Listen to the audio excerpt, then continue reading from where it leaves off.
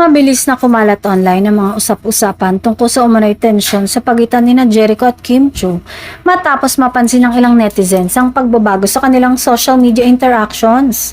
Dahil dito, nagsimulang umikot ang iba't ibang haka-haka at may ilang netizens na nadamay pa si Janine sa issue kahit walang opisyal na kumpirmasyon.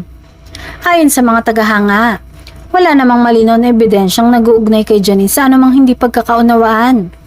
Kaya marami rin ang nananawagang tigilan ng pagbibintang at iwasan ang pagpapalaganap ng hindi kumpirmadong balita.